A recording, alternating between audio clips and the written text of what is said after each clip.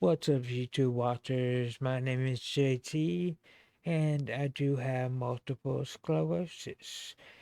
I fall a lot, and when I fall hard.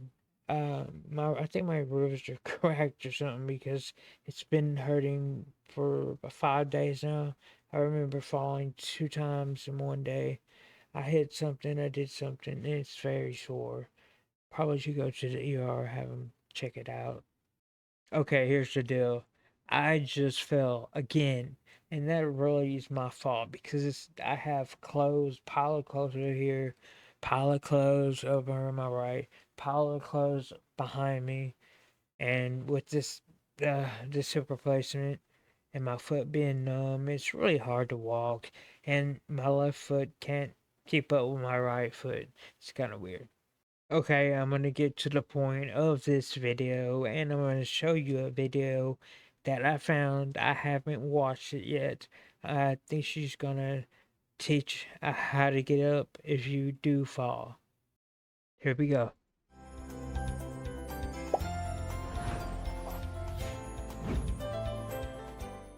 Lunges is an exercise that I find a lot of my clients are nervous to perform. And rightfully so, a lot of people will get knee pain with lunges, but it's so important to practice lunges as an Ah, exercise okay, I get it because now. there's lots of situations throughout the day or the week where you actually have to lunge. And if you don't practice a lunge, Okay, she's talking about exercising, obviously, but she says something about falling and how to get up. Maybe she will. Here we go. lunge, then when you get into those situations like bending down to tie your shoe, bending down to pick something up off the floor, standing up from the floor, or getting down to the floor, if you don't practice it, those specific activities are going to be so much harder and you're probably going to get more pain. So let's talk about how to do a lunge correctly.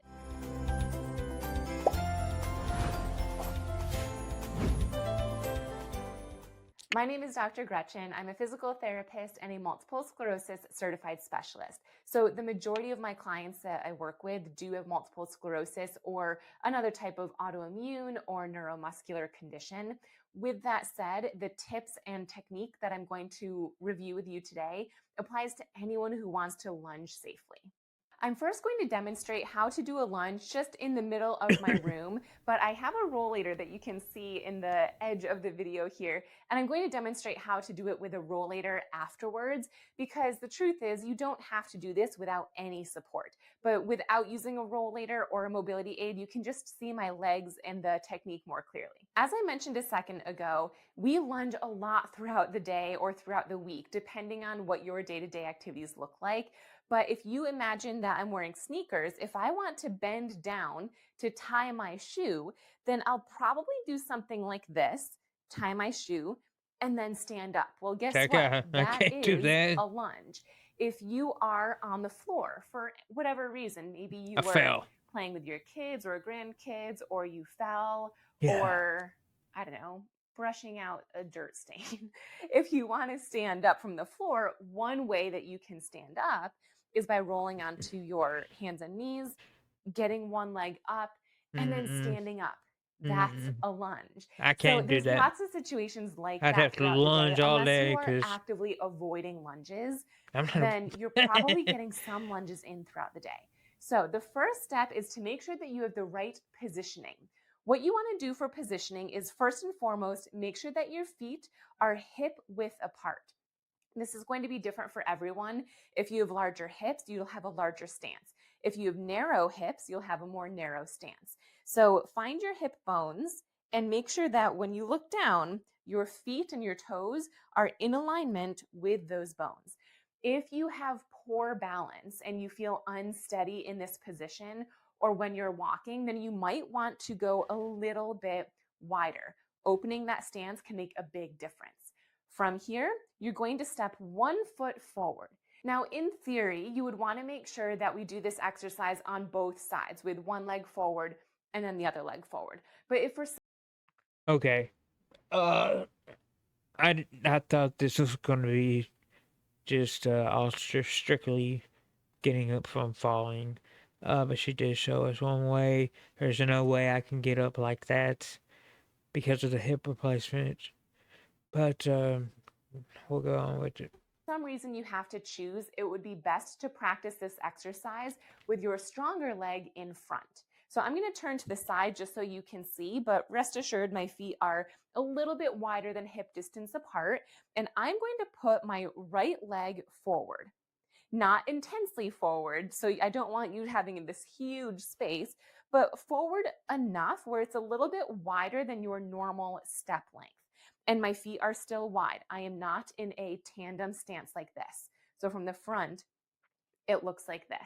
From here, you're going to drop your back knee down towards the floor as your heel comes up. So my knee goes down and that heel comes up. And then I stand up and down and up. So the first step was positioning, but the second thing that we need to think about is where your body weight is, because if your body weight isn't in the right area, that can cause knee pain or hip pain. You want to make sure that as you bend down, the majority of your body weight is in the heel on your front leg. So you want to make sure you don't actually have to lift your ankle up. I'm just demonstrating. You want to make sure your body weight is in the heel. That will protect your knee. So instead of having the majority of your weight in your toes, that can hurt here, shift your body weight back. So to show you from the side, if my body weight is too far forward, I'll look like this and my knee might be coming forward over my toes. No way I But if could I do want to that. shift my Nope. weight back, it would look like this. Me go down and up, down and up. So step 2, make sure the body weight is in your heel. Step 3 is to determine how low you should actually be going. If it's been a while since you have done a lunge, you probably don't want to go too low. The lower you go, the harder it's going to be. So if I lunge all the way down or I'm hovering my knee close to the ground, that's going to be much harder than if I just lunge like this. And I just want to point out that this is a lunge, even though I'm barely moving. It's just maybe an inch or so. So many people avoid lunges because they think they have to go all the way down. And if that's stopping you from doing a lunge, you're not going to get the right strengthening for the lunge position. So step 3, see what feels comfortable for you. Hold on to something if you need to, but slowly lower down. And as soon as you feel like it's getting a little tricky or maybe you're losing your balance, stop and then stand up and straighten your legs. And then bend down again and then stand up. Please don't underestimate how integral and effective and important this exercise is. You don't have to have a lot of movement. As I mentioned earlier, we want to make sure that if possible, you're practicing this exercise on both sides. So we just did my right leg forward. I'd want to practice the same thing with my left leg forward. Something to keep in mind is that as your feet are hip width apart, and then you take that step forward, if your step is short, then when you do the lunge, it's going to be a very narrow lunge in the sense that this foot is pretty close to your other foot. It's not going to look like a classic lunge like this. Yes, there's no way.